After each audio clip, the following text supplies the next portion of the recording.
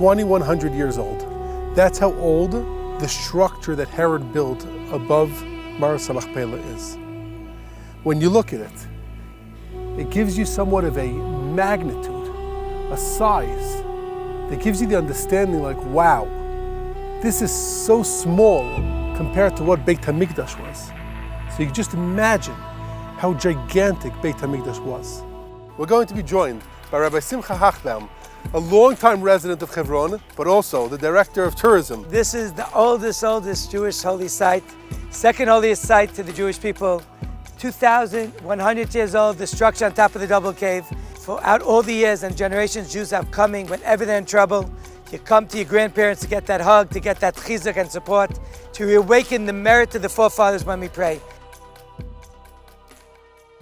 We're actually standing in biblical Chevron, where Abraham pitched his tent, where Isaac was born Passover time, and when none other than Yaakov was born, eventually came back here to Chevron and settled here with his 12 children and lived on this very biblical hilltop.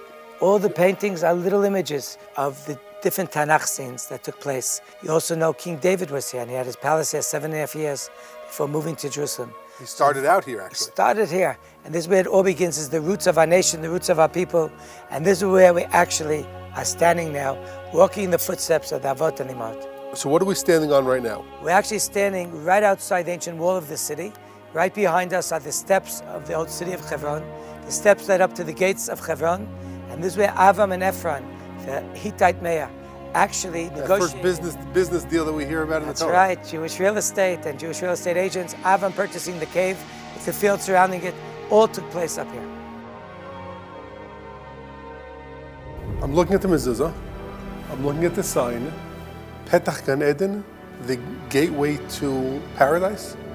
So it's crazy to think about it, but according to our deeper traditions from the Zohar, after Adam and Eve were thrown out of paradise, they said, we're not leaving our place. If we can't live in paradise and we were thrown out, let's be buried as close as possible to Gan Eden.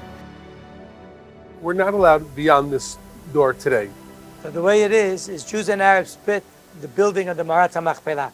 The Arabs have the room of Isaac and Rebekah, and we have the rooms of Avram and Sarah, Yaakov and Leah. 10 days a year, the Jews control the entire building, and 10 days a year, the Muslims control the entire building. Our 10 days are always connected to a holiday season. Chayei Sara has her own parsha. We're standing next to the grave. What exactly we're standing next to? That there's a sign here for Sarah Imeinu. This is the symbolic room of Avram and Sarah.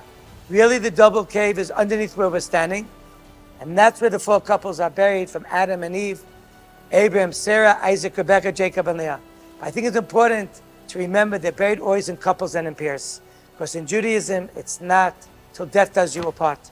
It's even after death, the souls stay united together. 1981, there was a tremendous curiosity to actually find out what's doing down below. You always know it's under this building, but to get the more details, a group from Dreshet Chevron go in the room of Yitzhak and Rivka, and we knew more or less where that opening was. And Noam Arnon led the entourage of Jews down below into the double cave. At a certain point, Noam felt wind gushing out from under where he was standing. He realized there was another layer way beneath. Opened it up, and there he was able to discover the actual double cave. And there was, like I said, a large cave, behind it a small cave, and this is where the patriarchs and matriarchs are actually buried. He saw all the pottery there, actually saw bones there. Noam prayed there for like 5 minutes. Before you know it, already the Arabs started to understand what was going on, and Noam had to be quickly taken out, and he was able to extract some of the pottery dating back to the first temple era. So we're standing right here by the tomb of Yaakov Avinu, symbolic tombstone of our patriarch Jacob. Yaakov's last words that are recorded in the Torah, chapter 49, the book of Genesis. Before he dies in Egypt, he gathers his children around, and he makes his son Joseph swear, make sure you carry my bones up and bring me to the land of Israel. The 700,000 to 800,000 people come here, vast majority Jews. But we know that there are 15 million Jews around the world. So we're extending a strong invitation today to all our brothers and sisters from all around the world. First, come to Israel. And once you're in Israel, how could you not visit your grandparents? It's the most natural thing to want to go to. Sometimes you go to a cemetery, or if the grandparents are alive, how could you not visit? Here, it's all about honor thy father, honor thy mother. Coming to this special place, visiting here, is giving a great honor to the patriarchs and matriarchs.